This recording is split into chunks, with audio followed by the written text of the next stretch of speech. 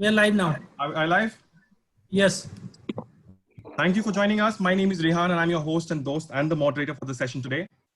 A very good afternoon to all my dear friends, colleagues, members of the All India Retail Group. I welcome you all to the chapter 2 of the webinar series from the AIRG platform, powered by the KW Group. Thank you, Zafar Iqbal, for putting this together. I welcome our esteemed panel and thank them for the time.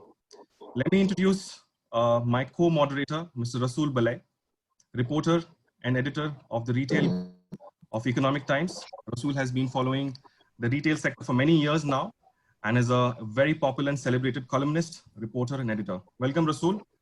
Thank you very much, Rhan. I have with me Professor Manoj Pant from BIMTECH, a celebrated faculty from BIMTECH, having diversified experience of 14 years in corporate world. Currently pursuing the education management in this sector for 8+ years. An ardent athlete, author of many books and white papers, consumer behavior being one of his core subjects, and something that we will quiz him on in this session later today. Welcome, sir. Thanks, Rhan. Thanks, Rhan. I have with me Benu, CEO of Freeport. Benu Sehgal is industry veteran and is known for and is a known retail figure and needs no introduction. She has had a decorative career and many successful malls behind her. We look up to her for many reasons. One of my favorites in the field. She's a very talented writer and a poet too. She's currently heading the Freeport, which will provide a new dimension to the Indian retail very soon. Thank you so much, ma'am. I have with me Munish, Baldev, CEO of JS Martin. Munish sir needs no introduction as well. One of the very popular retail personalities in the trade. And he has had a very industrious career behind him. Munish sir has been a pillar in Unitech and was the energy behind all the malls of Unitech. JS Martin, a consulting firm which he is now heading, is adding value to the trade. I have immense love and respect for Munish sir and would like to thank him for being the torchbearer of retail all these years. Munish is also on board with KW Group and spearheading the KW Delhi 6 Mall. Welcome, sir. Welcome to the discussion. Thank you, Rhan. Thank you so much. I have with me Samir. Samir Manglani is a dear friend and a promoter and managing partner of Meena Bazaar, your favorite ethnic brand. Samir is a dynamic retailer, extremely passionate and driven. He has taken Meena Bazaar to the next level and cemented its position in the category. Today, Meena Bazaar is a household name and the most preferred brand when it comes to ethnic wear and wedding shopping. Samir is the 3rd generation in the business and is spearheading the retail operations of the brand. Welcome, Samir. Thank you, Rhan. Glad to be here. Thank you so much. I have with me Mayank MOhan. Mayank is also a dear friend and one of the sharpest retail professionals in the country. Mayank returned to India in 2007 after pursuing higher education in US and working for Deloitte. And now he is in the family business of Mohanlal, which again needs no introduction. Welcome on board, Mayank. Thank you, Rhan. Glad to be here. Thanks. I would just take a brief moment to talk about AIRG. AIRG is a non-profitable registered organization which is working towards the overall development of retail and real estate and retail professions in the country. AIRG works with all the patrons of the trade, building the right environment of growth for modern industry, retail industry in the country. AIRG works to promote, enhance, encourage, develop, and facilitate and support the retailers and developers to reorganize, modernize, and adopt the most apt practices which will enhance the views of all the overall experience of the customers and the stakeholders. It was founded in 2015 by a bunch of professionals, and now it's going great guns. I thank you all for being part of AIRG, and I would request you all to continue your patronage with AIRG and contribute to this wonderful association. I would also take a moment to thank our sponsors, very, very important. KW Group was established in 1999 with a vision to be the benchmark for all the players in real estate. KW Group was established by Mr. Jain, who is the director, Mr. Pankaj Jain. And he started his journey with minimal capital, a lot of confidence. And now they have a series of projects. They have reached new heights. The group started the construction of group housing projects in Delhi and NCR, and soon graduated to high-rise and commercial complexes. I would specifically like to mention that they are working on a very, very good project, a very promising project called KW6. Please check it out in Rajnagar extension. Now coming to the new normal. Can't wait to get this started. So what has been the story till now? Let me sum it up for you. The story so far. We are in the lockdown session 3, and the panic is the word. The debates and discussion on various permutation and combination of how things have been and how things will be has been discussed time and again on various platforms and webinars. Mall readiness and measures have been in discussions every day. Retailers are also looking at new measures to continue their business in diversified distributions. So what exactly does the developer want? And what exactly do the retailers want? I think the first thing is to come back to normal and open the malls. I think that's the one good thing that they want to do. And of course, all the physical measures which have to be taken in terms of the social distancing, providing sanitizers, masks, keeping distances of 6 feet between the guests. So there is a lot of debate which is happening in terms of what should be done in terms of opening the malls. Similar to the case with the retailers in terms of how things will be in the future. There are associations which have approached the government of India, the PM office, the finance ministry, the RBI, the Niti Aayog, to pump in the economy and support both the retailers and developers, which are currently locked horns because of force majeure. But within all this, I think the first and the basic question which I would like to raise in this forum and request some of the panelists to speak about it. And the first I will go to Professor Pant. Professor Pant, my question to you is that the consumer behavior is actually what is going to test all these theories and hypotheses which we are discussing and talking, permutation A, permutation B, if this happens or if that happens, if we open in lockdown in 6 months, in 18 months, social distancing. But end of the day, all these hypotheses and theories will be put to test with the consumer behavior. Now, my question to you is that I've been told and I've been reading that habits change in 21 days. Now, we are already in the lockdown for 42 days. So you have changed a habit twice, for that matter. So my question to you is when people will return to the mall or when the lockdown ceases, will the consumer spending be a pent-up reaction, meaning you're holding all your shopping all this while, or it's going to be a shift towards minimalism and people will forget what they used to do and embrace the new normal and the new life which they've been leading for the last days and weeks in the lockdown. So over to you. Okay, thanks, Rhan. Let me start on an optimistic note rather than on a cautionary and pessimistic note, which is the rigor of the day. Most people talk about what is going wrong, what will happen, a gloomy picture. So let me put out a very optimistic picture, which has been projected by McKinsey. And this is an aggregate picture of the research survey they have done over all 6 continents. And it says that the optimism index, especially for India, is on the rise. So if we take March 29th as the first week post the lockdown, the optimism index has grown from 52 to 56 to 58. That is somewhere in mid-April. So this index is the largest for India. For all other countries, it is low. Even China is lower than that. So this is one bright side which they're looking at. Please remember, we are not looking at, we are not detailing out the pessimism now, but we are looking at the bright side. So of all the countries, we have reason to cheer. Optimism amongst people of India is highest, first. Second, as per the E&Y report, what they have done a future consumer index. And I guess big 4 people are very credible. And what they say, clearly 4 categories of people they could classify. So first you have a person who would save and stockpile. Ki aaj main bacha lu or let me hoard. So, and then you have a cut deep. With COVID, I should cut deep. I should not spend. I should reduce my spending to this extent, to this extent. Then you have the third category of people, which is stay calm and carry on. So let us be calm. Let us take things one at a time and carry on. And fourth is, I would say, and this category is most better off, is the category which says, let me hibernate and spend. I'm in a lockdown. I have not been able to buy something. So let me shift off from the categories which I cannot buy and to the categories I am willing to buy. And the percentage for all these categories is save and stockpile is 35%. But I, as an individual, come in this category. So it gives you a perspective of when the going is tough, people have a temperament and a mentality to hoard. Rationality takes a back seat.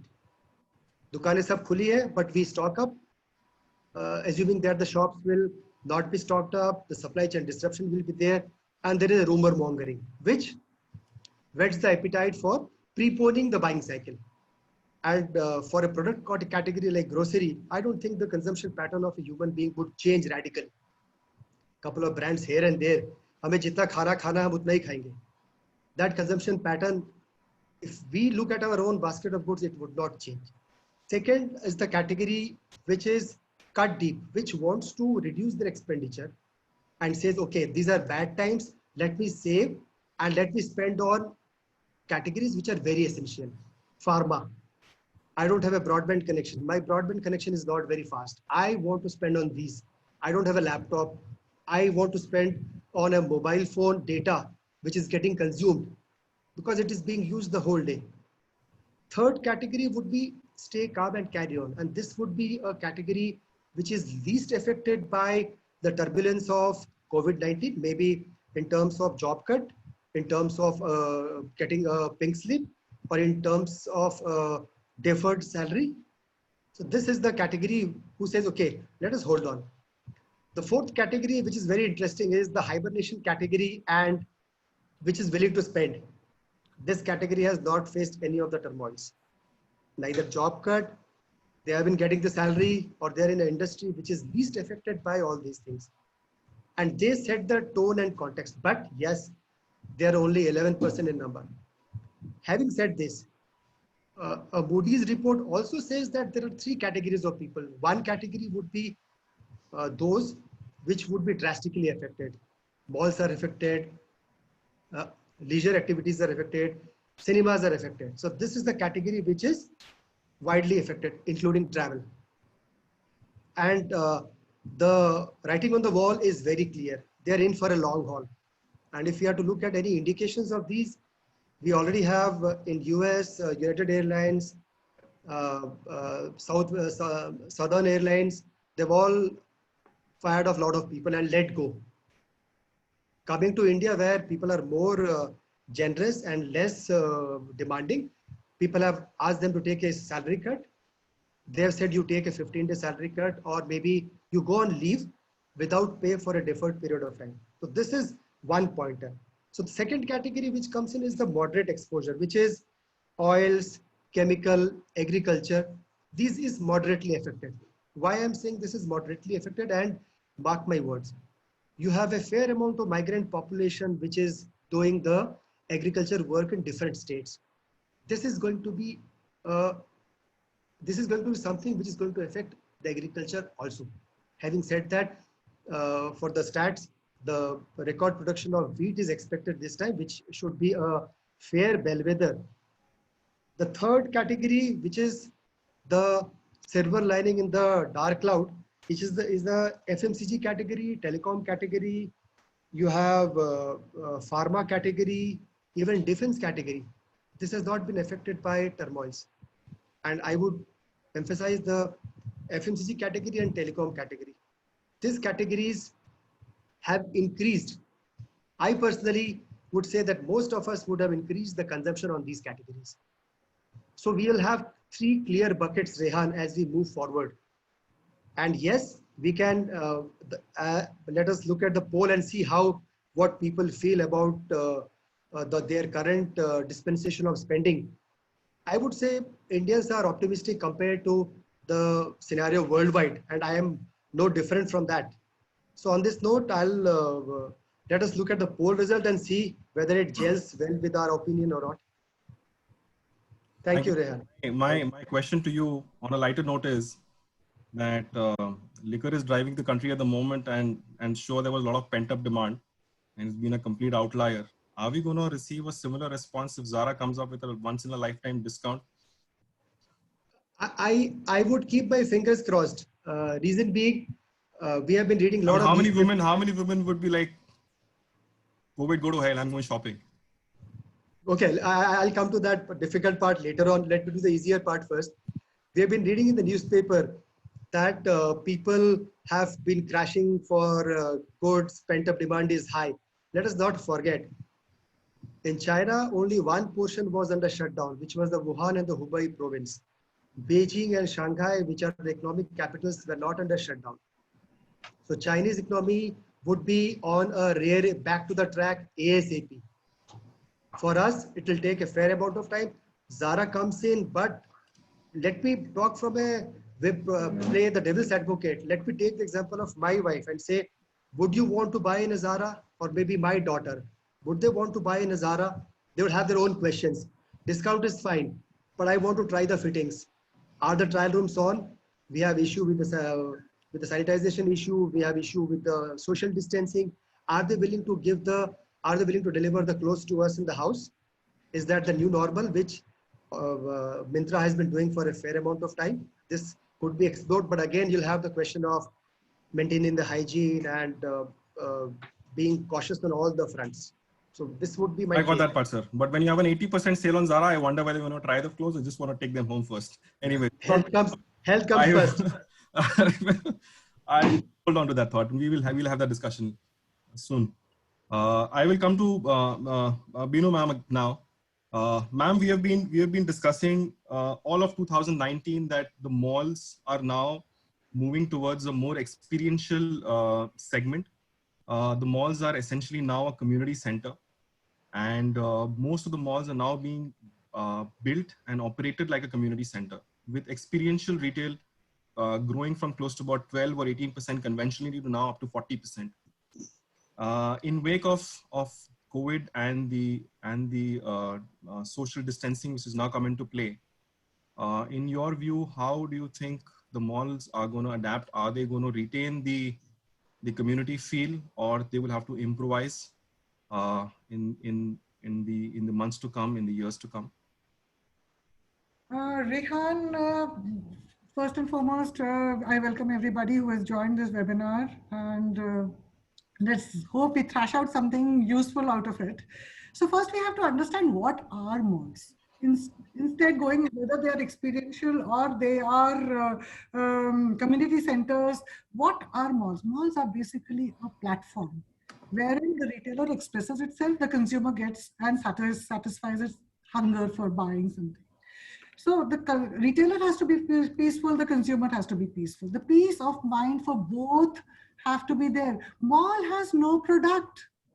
Mall has nothing but a platform wherein I can allow my retailer to express. So it is a collaboration of everything. So first and foremost, we should see that what was pre-COVID might not be existent in post-COVID, but people have very short memories. I have seen in my past also that people are, human beings are programmable machines. Whatever we are going to convey to them, they will be programmed for that. If we start saying malls are safe, malls are safe, malls are safe, see why Taj Mahal is known as the best tea? Why? Because they said on the TV, this is the best tea, this is the best tea. So you program. So it is how we communicate first. Of course, safety and health is the utmost thing. But if we start saying that malls are not safe, people will start believing that. But it is not possible that people will stay away from malls. In my point of view and so much of experience dealing with people, they will flock to malls the moment they are open, but not in the fashion that it used to be. But it is not that this will be a trend which will not be followed. It is not going to be there. Now the situation is, what is the condition of present malls, and sustainability factor is going to affect us more than anything else. How are we going to sustain ourselves? Will the malls be able to maintain the same standards in the same camp? That is the thing. If I increase CAM, will my retailer be able to sustain itself? That is the other thing. So even if I want to give that experience, if I want to see, by the time malls would open, we will have August. So in my many speeches, I used to say, मेरा business झंडे से झंडे का होता है. August से लेकर जनवरी, अगस्त का झंडा चढ़ाती हूँ और जनवरी का झंडा चढ़ाती हूँ. इस बीच में मेरा पूरा मॉल का बिजनेस है. So ये झंडे से झंडे में हमारा मॉल खुलेगा अभी. August में, hopefully June, July, August, we will be ready. for the customers to come. So my season begins from there. So I will not have problems getting the people there, but how will I be able to celebrate Diwali in the same fashion? Will I be able to give them the Christmas in the same opulence that malls used to give? That my question mark is there, because we have to now control our CAM. Why? Because my retailer will not be able to afford it. So it has to be, this is a time where retailers and the mall developers have to come together and evolve. Instead of, saying that, nahi, humko, whatever is going on, let us not get into there. So less of frills, more of retail, because now I feel revenge shopping will be there. Maybe luxury will take a back seat, but people are still wanting to buy a new watch. People will be still wanting to buy a new shoe. We are social animals. We will not borrow ourselves with one gown and one tracksuits. That will not happen. So we have to intelligently see what we have to express, what we have to show. I had written a few pointers like we have to shift focus. We have to shift focus. We have to show that we respect your frugalism. We respect that your pays are cut, and this is what we can offer the best in that part. We should also say that like restaurants should focus more on take homes. I should open up my restaurants and say, okay, fine, while you shop, you give me your order, you pack it up so that you can take home and eat, maintaining the social distancing. So all these things should be encouraged. How I communicate with my customer, how should I make it more interesting? Like I was talking to my friend in Singapore. So I said, your malls are open and your shopping is open. So he said, today I can't go and shop. I said, why? Because their social security number, he was an odd number, and that day only evens could enter. So we can also, control our entry and saying that this is how I'm going to control. If your Aadhaar card is even, you can shop on Thursdays. If and the rest can shop on Fridays. So somewhere, yeah. So somewhere we can, kind of convey that message that we care. We care and we take care, and this is how I'm going to control it, yet offer you all the offerings that you've had in the past. And people will have, the good news is that travel is not there. This is a good news for malls, because the need to go out, people will still have anniversaries, people have birthdays, people will still have reasons to celebrate, and they cannot go out because the protocols are not very encouraging. Now, travel between the countries will be almost nil. So where would you go? India has no other place. So malls, I am very, very, very, very positive about that. The moment we open, we will be a very positive, the cash flow which is stopped there, the cash box will start jingling. We have to now put a short-term strategy and a long-term strategy. Now, whatever malls have made, we can't say change, because we are very asset heavy.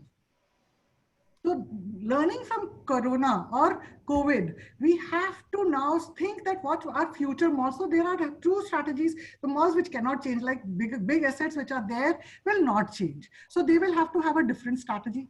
The future malls which are being planned should be asset light. We should be very asset light, work on no frills, nothing. It should be a very simplistic approach where only retail has to express itself. CAM should be minimal. Minimal CAM, less weight on the retailer, more people will come and enjoy. So now the short-term, this is a long-term strategy. The short-term strategy is how to improve the boxes which are already there. Because if you allow me, ma'am, I want to transition this question to Mr. Munish. And Munish sir, my question to you is that do you second what Benu ma'am is saying in terms of the long-term, short-term strategy? What advice do you have for the malls which are under construction at the moment? Do you envision or envisage a change of strategy, a change of how the malls are going to be operated? Is the DNA of a mall undergoing a change, or it's too early to take a call? So thanks for having me over for this webinar. A few days back, these days full-time job of all of us is WhatsApp. So a few days back on the dictionary day, Dr. Shashi Tharoor came up with his dictionary words. Very difficult, defenestrate and others. So I picked up one word from there, which was Panglossian, which actually means relentlessly optimistic, at the cost of being called a foolish also. So I think the approach at JS Martin and the groups that we are working for is what I call a pan-Gaussian approach. I don't see anything changing. I've seen 2008. Trust me, Rhan, it was worse than this. 2008 was much more worse. I mean, for real estate developers and asset holders, 2008 was a disaster. And this is, if that was a disaster, it's not even started as of now. You know, I think the real problems will start once the lockdown is over. To say what happens, what goes. So to give you another, you know, I'll build upon through a story. So this was 20th of March. Well, we almost knew that in 2 or 3 days the lockdown was going to start. So I'd gone to my Delhi 6 site, and I realized that, you know, there is some event going on there. And I told Mr. Jain, what are you doing? So yeah, बहुत दिनों से ना incentive dues थे, so I thought let me clear that before the lockdown starts. At a time where everybody is thinking of cost cutting and, you know, saying that कितने बंदे निकालने हैं, at that time you paying incentives you could easily save for your own self. He said, no, that's not the approach. I want to have my hand on the short term, but my eyes on the long term. So I think while I agree to Benu that in short term, there might be some changes which will come to the business. I think in the long term, nothing is changing. You know, इस बीमारी का जब भी चौथा और 13वां होगा, जैसे हिंदू संस्कार में कहते हैं, forget it. We'll forget it and we'll move on, and we'll move on. I don't even call it with vengeance, but I think we'll move on. Life will come back to normal. As in where in whatever you know, brands and malls that we are, like I'll give you an example. So a few retailers came and said that, okay, the restaurateurs are saying that we'll pay 8% including CAM as our revenue share. I'm giving the examples just to, and I'll come to the future of the malls also. I said in the last month, which was February or March, what was your rent CAM to revenue ratio? He said it was 15%. Then why are you offering it? I think the biggest worry is that we should not lose time in these negotiations. The more time we lose post-lockdown will be a bigger harm than what is happening right now. You know, right now, like J.S. Martin, you know, we are in a position where we are taking rents, and places we are giving rents. We are retailers also in some places. For me, it's more or less at par. Either all of should pay rent and none of them pays rent. As a company, we are at par. It doesn't bother us. But is it right to charge that or not? That's a debate we'll do some other day. My approach right now is be a pan-Gaussian, be positive. Even if people call you stupid, nothing has gone wrong. It's just a phase. 50 days, you know, work next 50 weeks on Sundays, you'll overcome that. I mean, there are other countries where all these Modi's reports are saying the increase is going to be from -6 to -20. India, they're saying 1.6%. It's so positive. You are 7-8% over the rest of the world. So I don't see anything going wrong. Coming back to the malls future, again, I am very clear that we're doing malls now, and you know, I think the focus which was slowly coming back, I think will have further more impetus now. The first mall to open probably in the people we know will be Pacific Dehradun, which means that the smaller cities are now the next target. So we're planning a mall in Katra, though it's very highly populated because of tourists. But I'm saying those places don't have any such problems. The moment the lockdown is going to get over, your life will be faster back to normalcy than other big cities. So the cities will have to be chosen in that sense. That will be the next movement for mall people who want to develop new malls. In terms of design, I don't see anything changing. I personally feel that let the lockdown finish, life should come back to normal as soon as possible. To give you an example, like we have opened the J.S. Martin office in Gurgaon. Tomorrow we are opening the KW Delhi 6 site.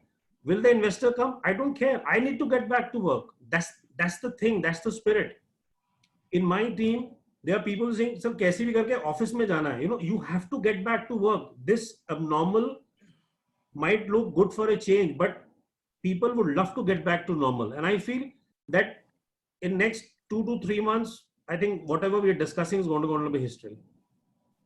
Rasul, you want to ask some question to Munish, sir? Either Munish or Benu can answer. Like, you know, Benu just mentioned that the new coming malls could be asset lights and low frill with low CAM. I just wanted to check with you, like, are we heading towards low MG as well? Because MG in India has been quite high, like, you know, that is the biggest catch for retailers. Are we looking at some changes, some tweaking on MG front? Again, now it depends how it is taken post-COVID, but then MG is the thing which is calculated because the rate at which we procure the lands on which malls are made are very high in India. Right. So if I make my MG high, the developer will not survive. So MG, I don't see not much drop in the MG, but probably first few years can go as rev share in this period.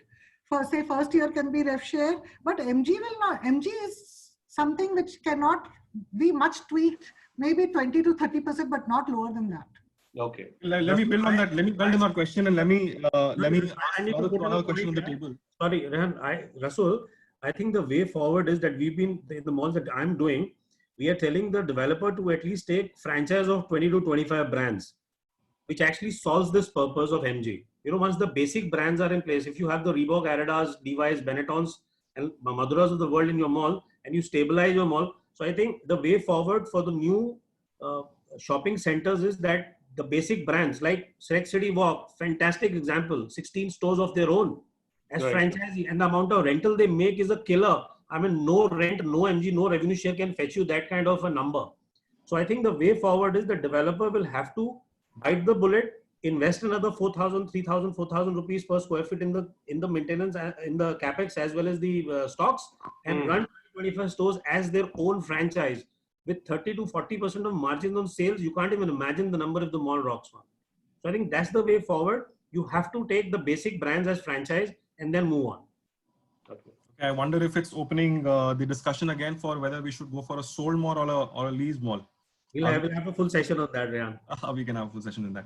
Okay, I'm going to move on to Samir. Samir, my question to you is that India has essentially been a season-driven business. Right. And ethnic, wedding, and trousseau shopping has been essentially, 60-70% of the business comes during the season, as we call it, which is around Diwali, around the winter season. And now we are clearly looking at a season which may not be that great if things do not improve drastically in the near few weeks. So what kind of, what do you envisage in terms of how things are going to move, whether you would have to improvise, what kind of, new steps have to be taken, or is it too early to call that we are in the new normal? I think I agree. As far as malls or even high street shopping is concerned, to borrow Benu ma'am's words, Jande se Janda from August till January is where predominantly most of the business happens. But I think this is a new situation for all of us. We are all going in together. So we don't know what is the right solution. I think the malls, the brands, even the consumers, all of us are figuring out the solutions as in when time passes. But definitely one point is very clear. In coming time, everybody is going to be really fighting for the last rupee in the consumer's pocket. That last rupee of spending power is going to be the most sought after from every brand. So in a sense, in a mall or even in a high street, similar brands or the brands of the same trade, apart from those, every other brand has become your competition. I think, it's a good example. Mohanlal and Meena Bazaar are neighbors in many of the malls. And whenever we get a family who's doing some wedding shopping, we always recommend that, to the groom or to the men in the family, more than welcome to shop at Mohanlal and Sons and be rest assured of their, quality and service and their brilliant craftsmanship. But now the attitude that probably a lot of retailers would have is, no, let me make sure that even the money that the family has saved for the shopping of the men is spent at Meena Bazaar or is spent at their own store. So that kind of a cutthroat competition, I think, is on the cards. Again, this is something that I personally see. Everybody has a different opinion and is entitled to them. But according to me, the competition is going to be increasing a lot. My second question to you, Samir, would be that, the shopping is more touch and feel. You would like to hold the dress, you would like to feel the texture, you would like to put it against your body and probably look in the mirror. A lot of things that go in the ethnic, and it's essentially around trying out all the new dresses. So you may have an issue in the future in terms of trial rooms handling. What are you doing about it? So, with increasing competition because of other brands, with all these social distancing norms and or the new normal, there is going to be a lot of hiccups and speed breakers along the way. But like I said, I think we'll have to figure it out. The one thing that I do want to add in this whole discussion of, even discounting or in competition, one clear winner is there, which is the end consumer. I think for the end consumer, it's going to be a win-win situation financially with discounts pouring in left, right, and center. But for the brands, operationally, it's going to be a huge challenge. I don't know, maybe at our stores, we will have to implement social distancing, even as far as the interaction of the consumer with the stocks is concerned. We make our stores so consumer friendly that we encourage all the women or all our customers to come inside where we are standing, the salespeople are standing, and have a touch and feel, look at the shelves, pull out whatever stock they like, and we can assist them. I think now we have to probably maintain a 6 feet distance between our stocks and even the consumer. So, unexpectedly, even if a consumer, sneezes, our product is at least remain, sanitized is what the thought process is. But what is the new normal? I don't know. I think the use of steam iron as sanitization method is going to be really popular. I think a lot of brands, if not all of the brands, small or large, will keep on doing that. So in-house sanitization of products will happen quite frequently is something that I definitely foresee. Okay, I'm going to transition this question to Mayank. Mayank, do you envisage or do you reckon that the retailers would have to explore new distribution models, or probably you'll be concentrating more on door-to-door delivery or home service, or do you think that the high streets are gonna take a little step forward now, where you will probably have to improvise and combine 2-3 stores, improve upon your offerings, or maybe diversify into a separate segment? And how do you think the artificial intelligence is going to play a role in this? So, Rhan, that's a great question. Our brand is actually probably one of the oldest fashion retailers in the country. And the reason we've survived for almost 140 years is because we've constantly evolved. And this is completely an unprecedented situation. So if the brands who are able to evolve, in my opinion, will be the ones who will be able to survive. The ones who are not able to may not be able to survive this. All of us are expecting about 25 to 30% of retailers not to actually come out of this. So as Mohanlal said, for the first time in our history, we've actually started actually looking at a completely new vertical. And that vertical is, actually we are in the process of making masks right now. So, and not only retail, we are also looking at doing wholesale of masks. And and even with Samir, for example, we are in the process of doing a marketing and a distribution tie-up with him. And so I feel a little different take than Samir. I feel actually a lot of collaboration can actually help us right now. So if we collaborate with other retailers, that would be beneficial at this particular moment, especially who are not our direct competitors.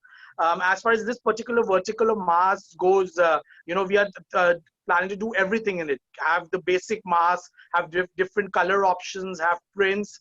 We are actually doing right now designing of even designer masks. I'm sure every one of us have seen the Louis Vuitton mask video, and they're selling it for like $200. We can't probably sell it for $200, but we can easily sell it for 200 rupees, or a highly personalized, customized mask for even 2,000 rupees. Why can't I sell a matching mask with my Shirwani for $1,000 if I'm selling a 10,000 rupee Shirwani, for example? So a lot of these ideas we are working on. The collection that we will probably launch for the fall winter will have matching masks with things like kurtas, with shirts. So that is a separate, completely different line of business that we are working on, because we expect our sales to be muted for a core product for the next 4 or 5 months. As Benu and Samir mentioned, a majority of our business we get between say October and January, which is from pretty much from Diwali until the wedding season gets over. So we have to do something to do in this time because our fixed expenses of salaries and rents are almost the same during these months as well. As far as coming back to the core business comes, we've tried to be innovative in this time. We've actually started selling a lot of merchandise over WhatsApp. We made catalogs for almost all our merchandise. We've probably done about 2 or 3% of the sales we would have done otherwise, but it helps for me to pay a few more salaries. So that's the way we are looking at it. We've also launched a home service. So the customer would have issues and concerns coming to the store. So we are offering a home service where we'll ensure that all our staff is totally disease free, and they maintain all the hygiene standards, and they go to the customer's home. We are also planning to really promote shopping by appointment. So in the non-peak hours, even in a mall or a high street, the customer can come, and rest assured, we'll ensure that there is no other customer present in the store at that time. So I think these kind of services can help for us to survive and the customer to also feel safe. As far as artificial intelligence goes, the next part of your question. So we are right now working to completely automate our supply chain, because going forward we really need to do much better sales with more limited inventory. So we are right now trying to use AI. We've tied up with a third-party vendor, and we are in the process of completely automating that. We're also exploring looking at things like magic mirrors because the customer might be hesitant to try the products. So if we can have if they can try one product and they can look at all the other colors. So we are still exploring it. It's still at that stage of exploration. But I think all those things would really help us going forward, because at least in our business in wedding wear, we can't have a situation where the customer does not feel the fabric or does not try the product. I think more things need to be done on what we can do to make the customer feel safe, follow all the hygiene standards, use the steam iron, because at 56 degrees, COVID-19 is supposed to die. So we'll have to do all those things. If the trial rooms are used, sanitize the trial rooms before and after each customer uses. So all these things will have to be worked on for us to actually survive the next few months. Thank you, I have a question. I have a question. Either Samir or Mayank, you could answer. Samir just said that it's going to be a consumer's market with discounts coming up. Right, absolutely. So I just wanted to check, whenever we open for business, whenever malls open for business in mid-June or whenever, do you plan to go on discounting straight away right from the word go, or do you wait for the traffic to come, because it will take a while for people to come to malls? So if I may answer, it's a very good question. I'm at this moment of time, I don't have a direct answer, but I would lean on the fact that since it's going to be very, very competitive, and in order to make sure that I get at a retailer's perspective all the money, all the spending power from a consumer, I think being on sale would be the right decision. Although Meena Bazaar is not known for being on sale all the time, we are very specific. Consumers really look forward to our sales. They wait for our sales, and they're really loyal to our brand. But I think providing an incentive to the consumers from the get-go should be on the cards for not only us, but most of the brands. I think, Rasul, if I can just add, we've actually opened a couple of our stores in the last couple of days. They're limited hours. Some of them are alternate days. We've literally had 0 walk-ins. Okay. So I think more than the discounting part, I think the first challenge would be getting the customer in. Right. So I think that is a bigger challenge. The one who's already coming in would probably be a very serious buyer to begin with. So I think the bigger challenge is and the task for us is to focus on getting the customer to the store right now. Right. Okay, we have a couple of questions which have come up from the audience. One is directed to Professor Pant. Sir, may I?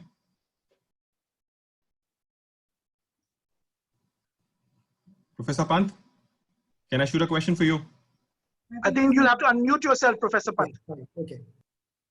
So, from Amit Thapa, it comes to you. Okay. What is the future of brick and mortar? And should be some guidelines regarding the online shopping of non-essential things, especially the rates, and control in the rates, which help offline retailers sustain the competition in the COVID-19 environment. Okay, it's a very, very good question, Amit.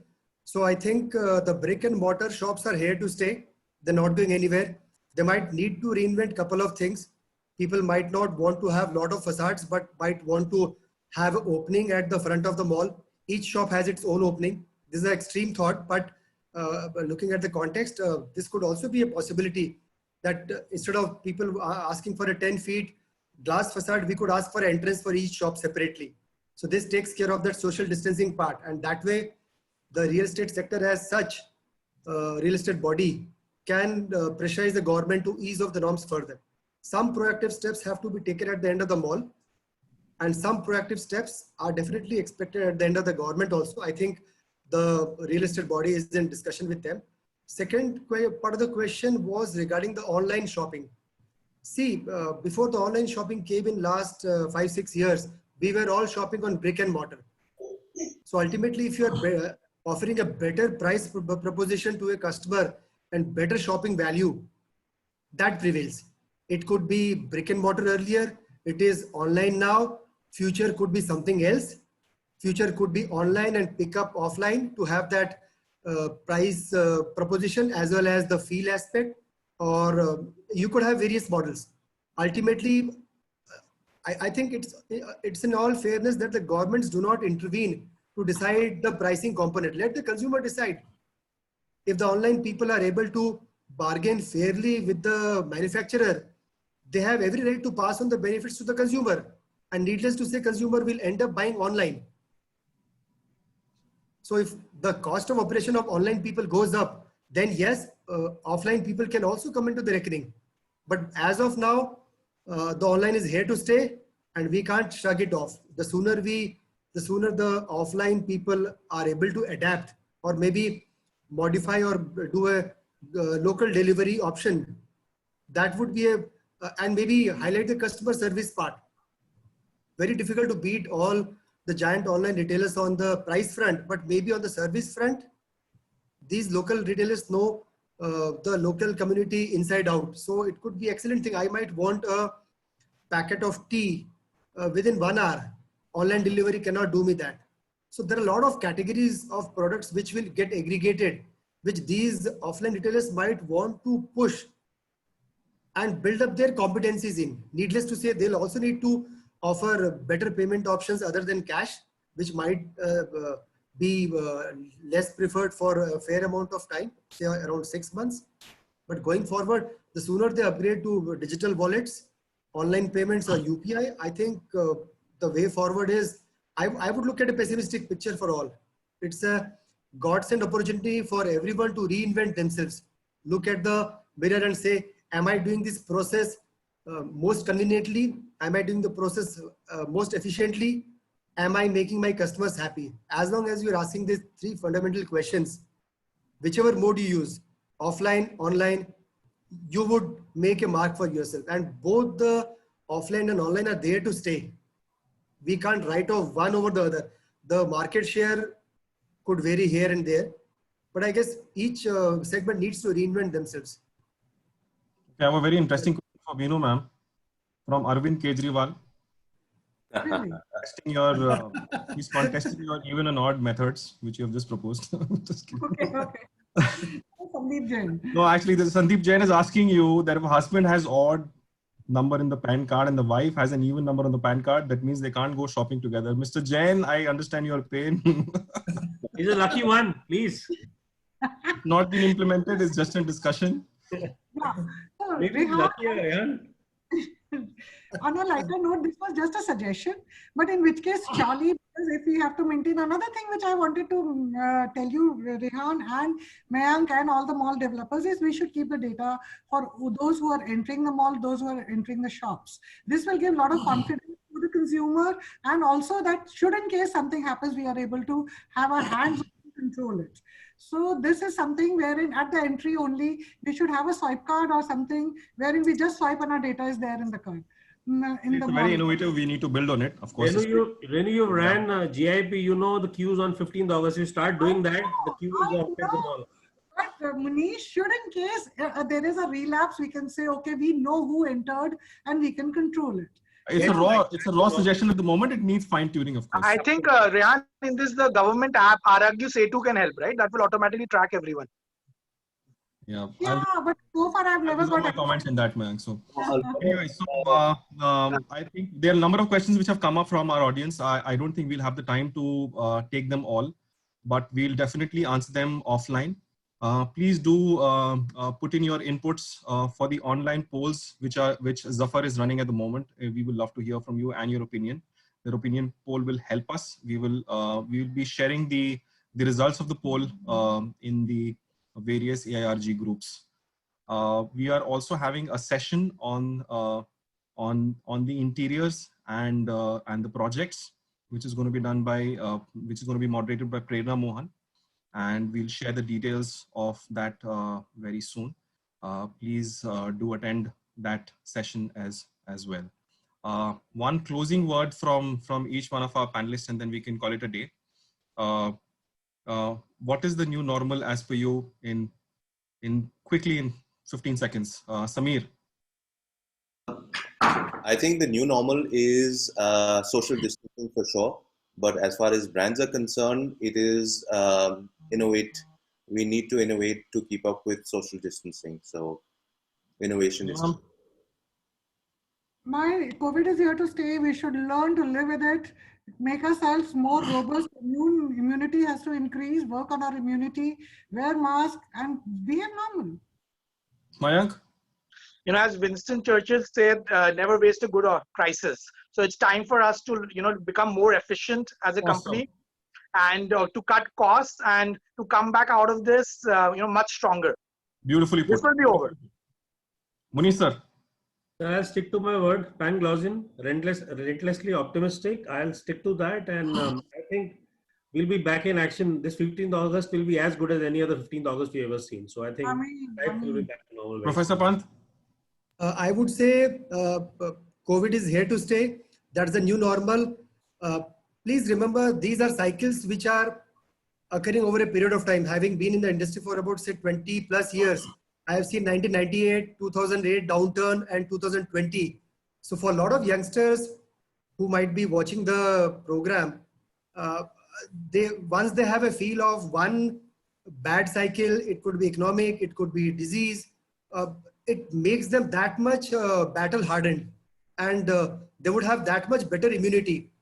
So for me, I would take it in the stride, having seen a couple of downturns also. So I would say this is okay. We can cope up. Optimism. On a lighter note, sir, I don't have a bell for you, so you have to. Rasul, closing words. I think, if this is going to be a new normal for some time, people will gain confidence in the coming months as and when people open up, and then once we, right now, we have the fear of going out. Once that's done and people go to malls and start mingling with the crowd, I think things are going to be okay. Okay, all right. On that, I think we'll call it a day. Thank you so much, all the panelists, for joining us. Thank you, Zafar, again for putting this together, and thank you all the viewers for. Can we see Zafar? Can we see Zafar on the screen? Zafar, are you there? Yes. Hello, hi. Thanks, Zafar. Thank you so much. Thank you so much, everybody. I really thank each and one of you, all speakers, also participants. Thank you so much. Thank you, Zafar. Thank you, Rhan. Thank you, everyone. Very well managed. Thank you. Thank you. Thank you, everyone. Thank you. Bye. Bye.